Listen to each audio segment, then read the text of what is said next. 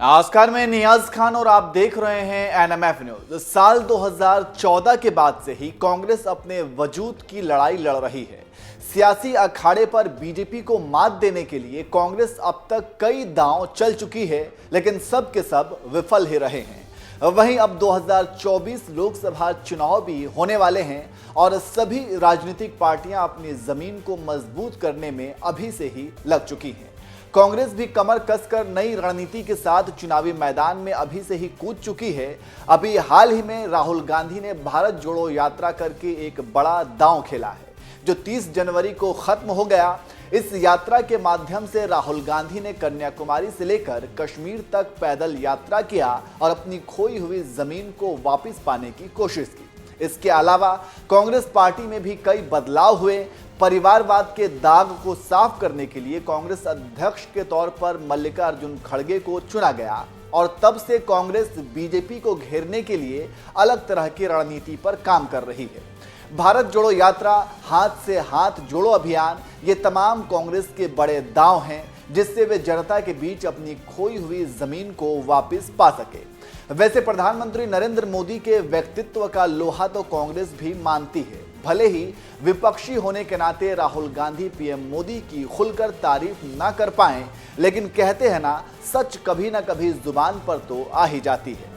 ऐसा ही कुछ हुआ राहुल गांधी के साथ जब वे कैम्ब्रिज यूनिवर्सिटी में बिजनेस स्कूल के छात्रों को संबोधित कर रहे थे। इस दौरान छात्रों ने उनसे पीएम मोदी के कुछ अच्छे कामों के बारे में पूछ लिया। इस पर राहुल गांधी ने भी पीएम मोदी की तारीफ करते नहीं थके। हालांकि उन्होंने सिर्फ तारीफ ही नहीं की, पीएम मोदी की आलोचना भी की।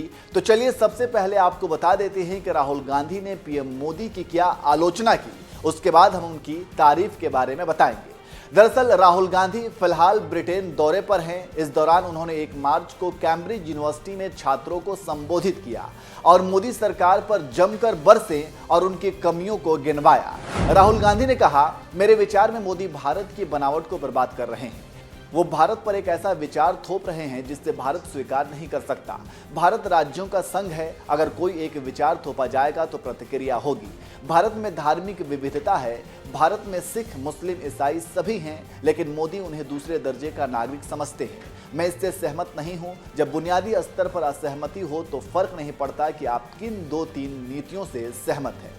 दरअसल राहुल गांधी से ये सवाल किया गया था कि क्या वे नरेंद्र मोदी की उन नीतियों के बारे में बता सकते हैं जो भारत के हित में है। इसी पर राहुल गांधी ने जवाब देते हुए पीएम मोदी की तारीफ की और कहा, शायद महिलाओं को गैस सिलेंडर देना और लोगों के बैंक अकाउंट खुलवाना अच्छा कदम है। हालांकि इसके बाद राहुल गांधी ने बुनियादी स्तर पर असहमति की बात करते हुए ये भी कह दिया कि ये कोई फर्क नहीं पड़ता कि आप किन 2-3 नीतियों से सहमत हैं। वैसे राहुल गांधी भले ही कितना भी पीएम मोदी की आलोचना कर लें, लेकिन ये बात तो साफ है कि भले ही दबी जुबान से ही सही, लेकिन उन्होंने भी मान लिया कि पीएम मोदी ने महिलाओं और गरीबों के लिए अच्छा काम किया है। इसके अलावा राहुल गांधी के संबोधन का एक हिस्सा भारत जोड़ो यात्रा के बारे में रहा। कश्मीर के बारे में बताते हुए राहुल गांधी ने कहा, कश्मीर कई सालों से हिंसाग्रस्त है।